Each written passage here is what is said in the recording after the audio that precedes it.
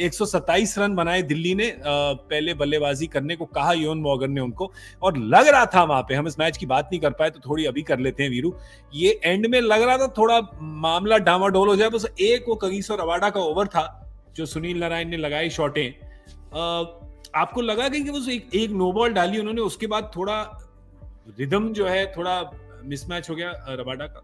यार 7:30 हो गए थे, मैंने तो माइक बंद कर दिया था। फिर से ऑन कर दो ऐसी। अच्छा नहीं ऑन तो है, मैं वैसे कह रहा हूँ, मुझे लगा कि पैकअप होने वाला है, बट ये तो वापस आ गया। कौन सा ये पुराना माइक है क्रैंक वाला? एग्जैक्ट। आई थिंक मुझे लगा जो गेम पलटा कोलकाता के फेवर में वो था जो ललित ने एक ओवर डाला और राणा ने 2 छक्के लगाए। मतलब ऋषभ पंत 55 से राणा के साथ खेलते हुए आए हैं और उन्हें मालूम है कि वो स्पिन गेंदबाज, लेफ्ट आर्म स्पिनर और स्पिनर और लेग स्पिनर, वो छक्का मारते ही मारते।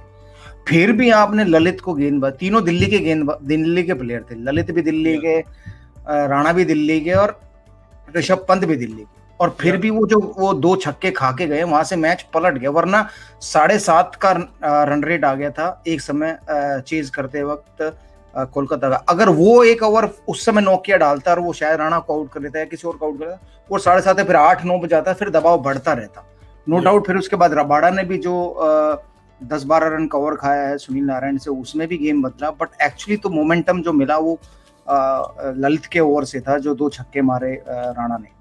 क्योंकि उस वक्त तक अजय भाई वो गेम निकल रही थी कोलकाता के हाथ से, चेज निकल रही थी, वो आई थिंक 49 ऑफ 39 तक आ गया था, पर अब उस टाइम पे 2 छक्के मारे, फिर वो रन बॉल पे वापस आ गया।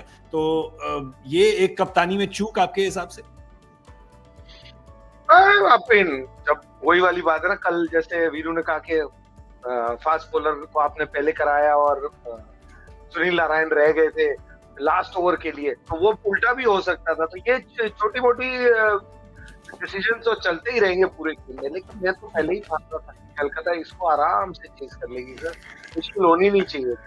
तो वो थोड़ा सा मुश्किल किया था, लेकिन हाँ उस स्टेज पे वो 2 छक्कों ने बहुत मोमेंटम चेंज कर दिया। उसके बाद भी एक और मोमेंटम चाहिए था जो आगे सुनील नारायण ने चेंज किया। तो काफी मेरे हिसाब से तो सबसे बड़ी चूक के नोकिया और रबाडा से आपने शुरुआत ही इतनी लेट करवाई। आप अगर देखें यहाँ पर, अगर हम गेंदबाजी पर एक नजर डालें तो रबाडा के भी 3 और नोकिया के तो 2, तो शायद आप रबाडा से लास्ट ओवर ये दलवा देते, क्या पता, बात तो वहां तक गई नहीं, तो क्या आवेश से दलवाते? शायद आवेश से ही दलवाते, क्योंकि सबसे सफल गेंदबाज वही रहे। 3 ओवर उन्होंने डाले, 13 रन, 3 विकेट, उनको भी आई थिंक बचा के रखा हुआ था उन्होंने एंड में। तो वीरू कहीं पे आपको लगा कि मतलब सभी के बड़े सारे ओवर बचा के रखे हुए थे? नहीं, आई थिंक मेरा मानना है कि कप्तानी की चूक ये हुई कि पावर प्ले में स्पिन खेलना आसान है नई बॉल से, और पावर प्ले के बाद जब आपका वो हो जाता है, पावर प्ले खत्म और बॉल थोड़ा पुराना हो जाता है और फील्ड खुल जाती है, तब स्पिन खेलना थोड़ा मुश्किल है।